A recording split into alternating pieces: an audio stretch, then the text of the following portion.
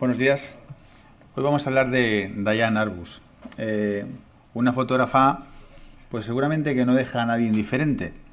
Eh, y seguramente aquí pasa lo mismo, con todo el que contempla sus imágenes se produce una sensación que en ningún caso será la indiferencia. O te gusta o no te gusta. Y es así, y hay que tocar un poco de todo. Después de ello, cada uno que saque sus propias conclusiones sobre ella, ¿no? Y el título además creo que lo define, belleza o extravagancia. Estamos acostumbrados a unos cánones de belleza que muchas veces nos vienen impuestos desde hace mucho tiempo y que cambian además. No es lo mismo hablar de, pues seguramente, de los cuadros de Rubens y de la estética de la belleza, pues en las tres gracias de lo que nos venden hoy las revistas de moda. Y aquí lo vamos a ver, una forma de entender la belleza distinta por parte de esta fotógrafa, que aquí vemos retratada cuando era muy joven por su marido, por Alan Arbus, en 1943. Fijaos además esta sentencia que acuña, creo que acredita o de alguna manera deja para la posteridad un poco su filosofía sobre la fotografía. Realmente creo que hay cosas que nadie vería si no las hubiera fotografiado. Y no deja de tener cierta carga de razón, como veremos ahora a continuación. Bueno, algunos apuntes sobre su vida y su obra. Se llama originalmente Diane Nemerov, es descendiente de una familia acomodada de origen judío y nace en Nueva York el 14 de marzo de 1923. Sus padres le dieron toda clase de lujos, es decir, vivió en la comodidad. Tenían una tienda de unos grandes almacenes en la Quinta Avenida que se llamaba Rassex, y ella vivió una infancia sobreprotegida, hasta el punto que, según se dice, incluso le prohibían mirar a ciertas personas con ciertos rasgos, por lo menos es lo que yo he leído. Eso sin duda contribuye a dejar un pozo, una huella que después queda latente y se observa en sus fotos. Comienza una relación muy temprana de amor con su amor de la juventud, Alan Arbus, y a los 18 él quería ser actor, incluso parece ser que participa en la serie de MASH, es una serie ambientada en la Segunda Guerra Mundial, si no recuerdo, en un campamento que hace Alan Alda, creo que era uno de los protagonistas, ¿no? Y se casa a los 18 años. Su marido le regala además una Graflex y empieza a hacer fotos. Él también, al mismo tiempo, hacía fotografías y, según cuenta una biógrafa suya, incluso la introduce pues en la masturbación. Gustaba hasta incluso de hacerlo, pues según cuentan, con las ventanas abiertas. Era en cierta manera exhibicionista. Junto con su marido, además, conoce o visita la galería de Stieglitz. Fijaos hasta qué punto este hombre es importante y aparece en repetidas ocasiones en la historia de la fotografía. Y allí conoce a Matthew Brady, la obra, Timothy O'Sullivan, Paul Strand, Bill Brandt, Eugene Ayet. Una fórmula, una mezcla un tanto diferente. Los dos primeros son famosos por sus fotografías de la guerra en Estados Unidos y incluso con campos llenos de muertos y de gente, de cadáveres. La fotografía de Paul Strand, que ya hemos visto, y Eugene Ayet, algo bastante diferente. Y empiezan ambos en la Segunda Guerra Mundial se produce un impasse. Su marido trabaja como fotógrafo también en el ejército norteamericano, y cuando finaliza la contienda abren su estudio fotográfico desde un punto de vista de una fotografía comercial. Trabajan como es para Glamour, Vogue, Harper Bazaar. Es decir, a pesar de no ser una fotografía muy de su gusto, ¿no? Su vida, desde el punto de vista fotográfico, sufre una evolución a partir de más o menos 1956, cuando es alumna de la fotógrafa Lisette Model. Había estudiado también con Berenice Abbott, pero Lisette Model, que en sus imágenes también capta escenas sorprendentes, extravagantes, de gente incluso marginal, le ejerce una gran influencia. Es su principal mentora en este sentido. Se separa, vive tiempos difíciles en su matrimonio. Se cuenta incluso que hasta el propio Alan Arbus lo dice, lo argumenta. Tenía cambios frecuentes de humor. Tan pronto estaba contenta como pasaba por profundas crisis depresivas. De tal manera que continúa después en solitario tras su divorcio. Es más, hasta tal punto sus fotografías son extrañas, diferentes, que por las mismas fotos que eran publicadas en revistas, pues cobraba la mitad que sus colegas, más o menos. Vemos además que utiliza distintas cámaras, empieza con una de 35 milímetros, una Nikon, y luego simultanea una Mamilla y una Rolleiflex de doble objetivo, siendo pionera además en la utilización del flash de relleno en ambientes diurnos. Bueno, como ya hemos dicho, sufrió diversas crisis depresivas. Esta imagen que vemos a la derecha es una fotografía de encargo para la revista Harper's Bazaar de 1965, donde vemos un matrimonio de la época, conocidos allí supongo, y me imagino que será pues en Central Park. De hecho, hay un nutrido grupo de fotografías que obtuvo en este parque neoyorquino tan emblemático. Es curioso además, en 1968-69 creo que empieza a visitar un psiquiatra y 2 años después, no sé si tuvo algo que ver el hombre, yo creo pensar que no, pues se suicidó con una ingesta de barbitúricos y después se cortó las venas. Se rumorea también, aunque no es más que un rumor seguramente, que incluso puso una cámara con un trípode para incluso fotografiarse en ese ambiente, pero desde luego no deja de ser más que un mero rumor. Bueno, es a partir de estos momentos cuando es más conocida la fotógrafa y en 1972 el MoMA, el Museo de Arte Moderno de Nueva York, organiza una gran retrospectiva con más de 9 millones de visitantes en los Estados Unidos y en Canadá. A la exposición además le acompaña un libro, el catálogo, que es un Diane Arbus and Aperture Monograph, es una monografía de introducción, del que se vendieron más de 300.000 ejemplares y considerado por algunos autores como uno de los fotolibros más importantes de la historia. Ahí abajo tenéis la cita de algunas de las personas que lo consideran entre esos libros tan destacados. Martin Parr, etc. Bueno, si buscamos también calificativos sobre su obra, se constata lo que he dicho al comenzar, que no deja indiferente a nadie. Aquí vemos, entre otros, la han llamado la fotógrafa inquietante. Hay un artículo, incluso varias webs o varias direcciones donde hablan de la belleza de los monstruos, cazadora de belleza compulsiva, viaje a las tinieblas, la coleccionista de horrores, la dolorosa realidad exterior de la pesadilla de Susan Sontag.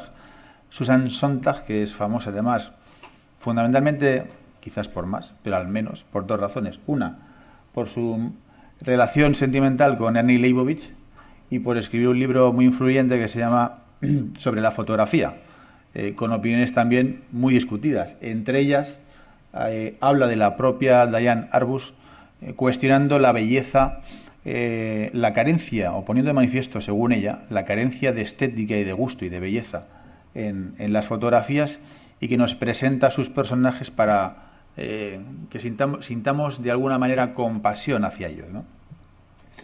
Y así otros. La pesadilla americana, como vemos, esto me parece a mí también muy destacable, el sueño americano, que tanto se nos vende incluso desde los propios Estados Unidos, o la pesadilla americana, la otra cara existente en la sociedad, una sociedad de contrastes, ¿no? Bueno, vamos a ver una selección de fotografías curiosa y al final una pequeña presentación. Vamos a ver algunas. Mia Farrow en 1964, donde la vemos aquí descansando en su habitación. Esta yo diría que es incluso de las más inocentes y de las más normalitas. Debo decir además que no he tenido, no sé si decir el atrevimiento o la osadía de no poner algunas por cuestiones pues de ética y de no ofender incluso o de molestar a personas, porque como he dicho no deja indiferente a nadie, incluso puede molestar, disgustar. Sus obras son ciertamente muy provocadoras, muy duras y muy impactantes. Esta es de las más normales, donde vemos aquí a Mia Farrow, creo que es adolescente, en la habitación pues seguramente de su casa o de un hotel. Vamos a pasar a la siguiente. Gemelas idénticas de Roselle, de Nueva York, de 1967. Esta seguramente es una de las fotografías más conocidas de Diane y más incluso imitadas. Hay un artículo del Washington Post que podéis ver en internet con una entrevista a las gemelas publicadas años después.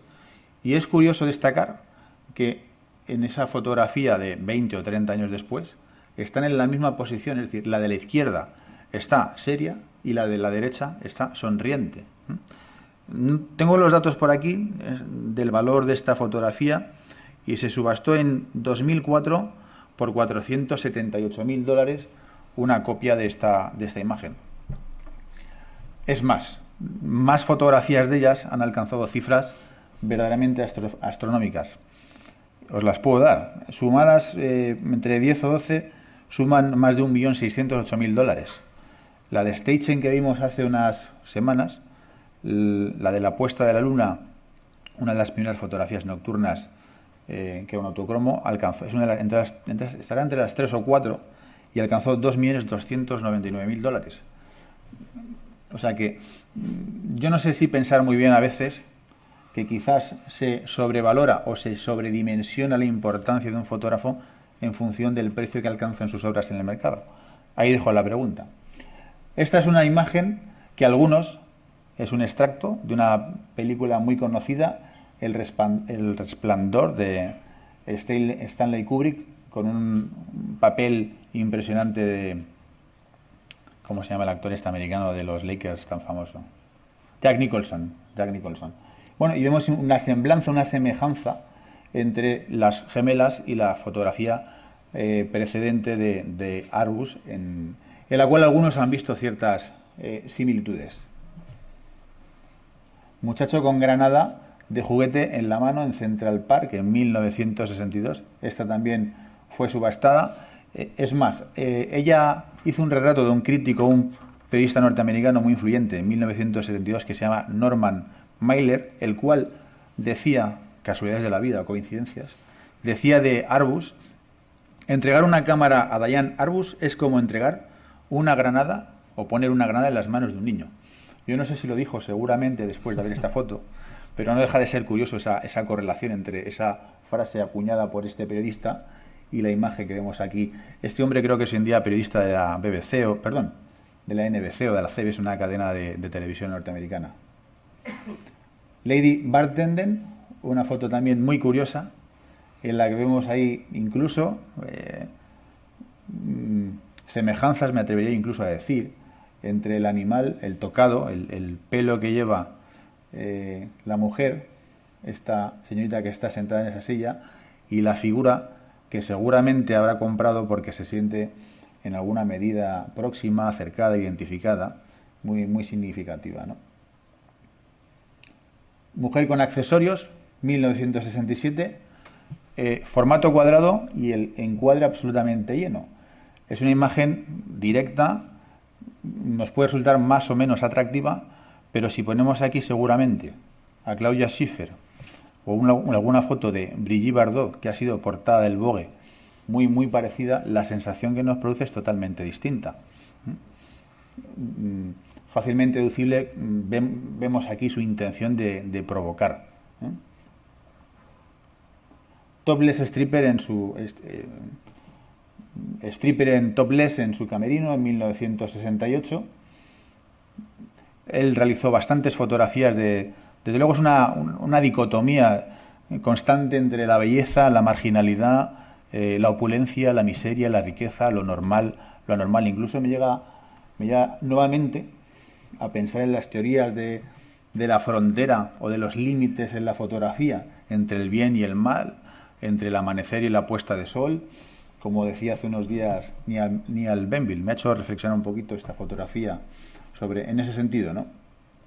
Pasamos a la siguiente. Jorge Luis Borges, en Nueva York, hizo fotografías por encargo, algunas también, para una publicación. ¿Cuál es el caso? Esta está hecha en Central Park. Un sujeto incluso... ella tenía el temor de pasar a la posteridad por ser la fotografía de los freaks. Entre las influencias en su fotografía también destaca, según se dice, una película de 1932 que se llama en inglés Freaks y traducido al español creo que es La parada de los monstruos. Si alguno la ha visto, es una película que además creo que no se llegó a estrenar en España. En Estados Unidos fue objeto de culto y también retirada prontamente de la circulación, y hoy puede ser pues vista en algunas filmotecas y es casi difícil de conseguir. Podéis ver algún breve sketch, incluso en YouTube, y es curioso porque el propio Borges es un personaje muy peculiar, no sé si estrabismo o esos ojos y ese gesto tan marcado con esas facciones tan prominentes, está entre la línea divisoria entre lo normal, una persona que tiene encaje dentro de esa tipología que ella suele fotografiar también. Jack Drácula, de 1961.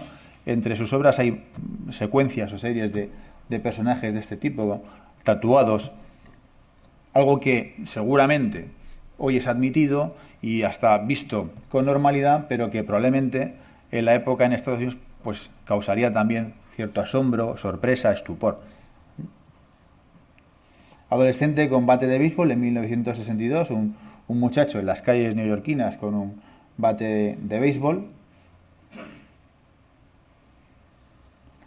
Mrs. Charlton Henry para Harper's Bazaar, una mujer enigmática también, con un peinado un tanto, pues casi me recuerda un poco a la corona británica, algunos peinados que lucen las representantes de esa casa monárquica o dinástica. Veremos alguna fotografía después también de esta mujer un tanto peculiar.